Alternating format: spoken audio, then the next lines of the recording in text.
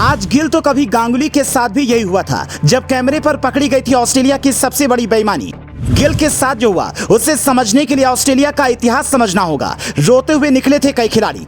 Out होने के बाद भी मैदान पर धरना देने लगा था ऑस्ट्रेलियाई बल्लेबाज। पॉन्टिंग की बेईमानी भी चर्चा में आई। मैदान पर कैमरे के बीच उस दिन जो हुआ था वो क्रिकेट के इतिहास में पहली बार हुआ था। ऑस्ट्रेलियाई खिलाड़ी जीत के लिए किस हद तक जा सकते हैं। गिल को गलत आउट दिया गया तो फिर इतिहास का किस्सा फिर से ताजा हो गया। तारीख थी 24 मार्च 2018। ऑस्ट्रेलिया और साउथ अफ्रीका के बीच केप टाउन में टेस्ट मैच खेला जा रहा था। इस मैच में साउथ अफ्रीका की बढ़त बन गई थी और जीत की तरफ बढ़ रही थी। मैच के दौरान ऑस्ट्रेलिया को जीत की कोई उम्मीद नहीं दिखी तो वो सब करने को तैयार हो गए जो शायद कोई गांव में भी नहीं करता होगा। ऑस्ट्रेलिया के लिए ये सीरीज कुछ खास नहीं जा रही थी। तभी मैदान पर ऑस्ट्रेलिया ने साउथ अफ्रीका को हराने के लिए ऐसी साजिश रची जो क्रिकेट के इतिहास का सबसे काला कांड साबित हुआ। ये था सैंड पेपर गेट कांड, जिसको ऑस्ट्रेलिया के तत्कालीन कप्तान स्टीव स्मिथ और उप कप्तान डेविड वार्नर के साथ कैमरून बैनक्राफ्ट ने अंजाम दिया था।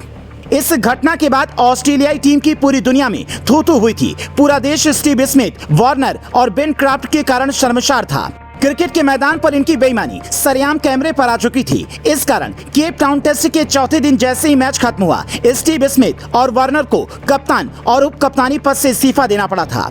आज कैमरून ग्रीन अगर सच बोलते तो शायद गिल आउट नहीं होते। कैमरे में बेईमानी की करतूत पकड़े जाने के बाद स्मिथ और वार्नर ने प्रेस कॉन्फ्रेंस में सरेआम बॉल टेम्परिंग की बात को कबूल लिया था।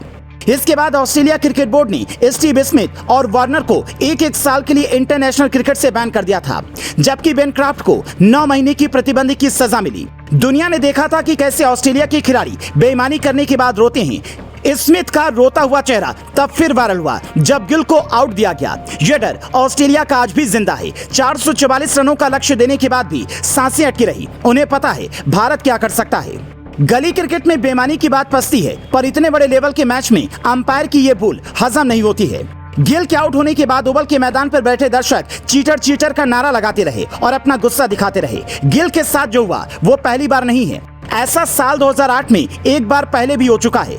तब रिकी पॉन्टिंग टीम के कप्तान थे और उन पर बेईमानी के आरोप लगे थे। सिडनी टेस्ट के दौरान सौरभ गांगुली का कैच माइकल क्लार्क ने जमीन पर छूने के बाद पकड़ा, जिस पर अंपायर ने गांगुली को आउट करार दे दिया, जबकि टीवी रिप्ले में साफ तौर पर नजर आ रहा था कि गेंद माइकल क्लार्क ने सही तरह से नहीं पकड़ी थी।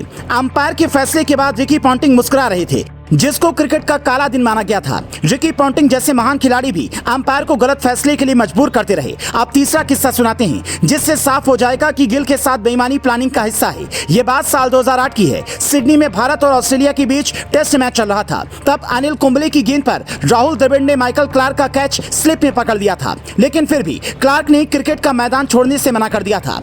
बाद में जब अंपायर ने आउट देने के बाद उन्हें जाने का इशारा किया, तभी वो हटे थे। ऑस्ट्रेलिया का दामन कैसा है इसका अंदाजा अब आपको हो चुका होगा। शुभमन गिल के साथ जो हुआ वो नया नहीं है, क्योंकि दुनिया जानती है कि ऑस्ट्रेलिया जीत के लिए बेईमानी भी कर सकती है। जबकि सचिन जैसे महान बल्लेबाज कई बार गलत आउट होने के बाद भी मैदान छोड़ देते हैं। इसीलिए कहते हैं भारतीय उदार होते हैं, जबकि बाकी जीत के लिए कब बेईमानी पर उतर आए कहा नहीं जा सकता।